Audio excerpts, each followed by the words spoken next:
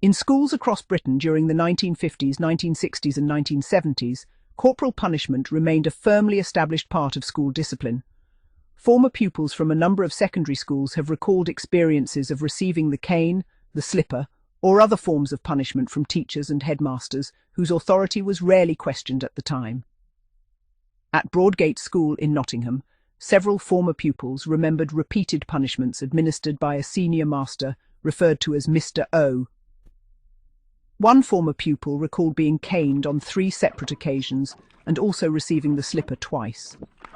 Another remembered being punished for forgetting a tennis racket, while others described being caned collectively for misconduct, ranging from breaking school rules to inappropriate behaviour in cloakrooms.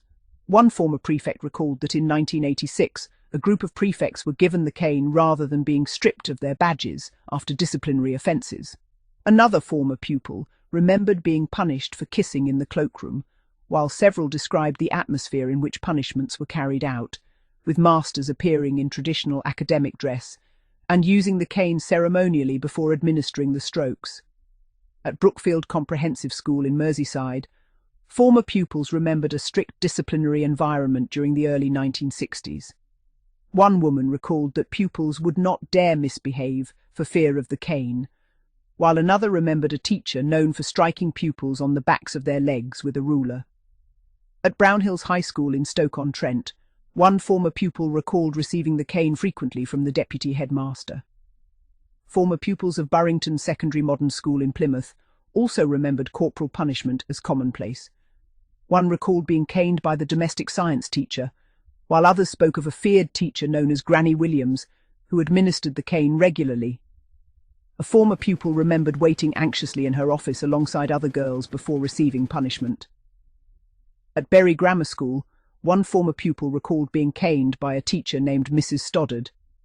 At Caldecott School in Monmouthshire, a former pupil described being sent to the headmaster after striking a boy and causing his nose to bleed. She recalled it as the only occasion in her school life on which she received the cane. Memories from Carbrook School in Sheffield dated back even further. One former pupil recalled receiving the cane in 1954 and remarked that the memory still stings. Another remembered a teacher carrying a stick referred to as Excalibur, which was used to strike pupils. At Cardinal Newman School in Wigan, former pupils described strict enforcement of school rules.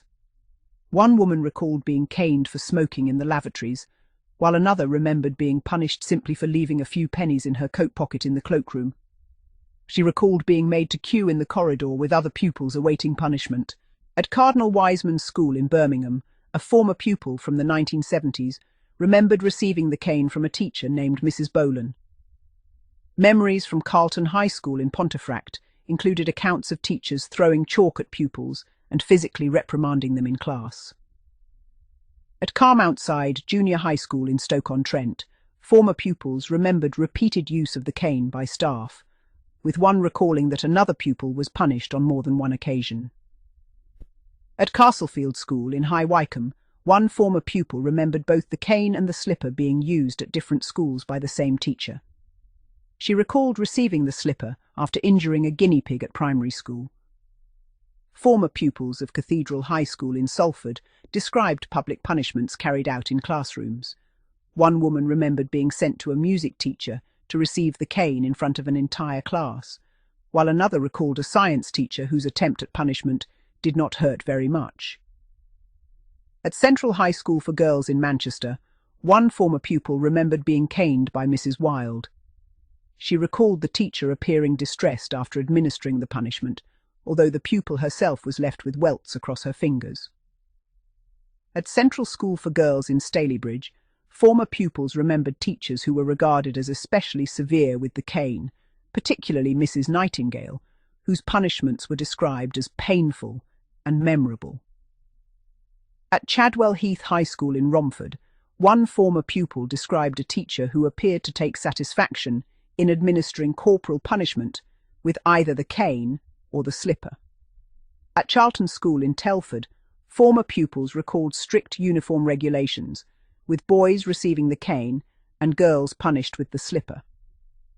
At Chelmsford Comprehensive School, One former pupil remembered receiving the cane for bringing mice to school in a pencil case. Former pupils of Chesterton Community High School in Staffordshire recalled a headmaster who kept a single cane displayed prominently in a wardrobe in his office. Another remembered repeatedly being sent to him for punishment by a science teacher.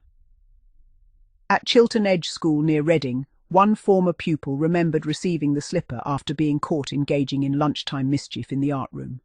At Christ, the King's School in Southport, former pupils described a rigorous disciplinary system in which girls could be strapped for failing to bring physical education equipment or for neglecting uniform requirements. Others remembered receiving the strap for incomplete homework or untidy books. Taken together, the recollections paint a vivid picture of a period in British education when corporal punishment was accepted as a normal disciplinary measure. Although many former pupils now recount the incidents with humour or nostalgia, others remember the fear, humiliation and pain associated with punishments that would later disappear from British schools altogether.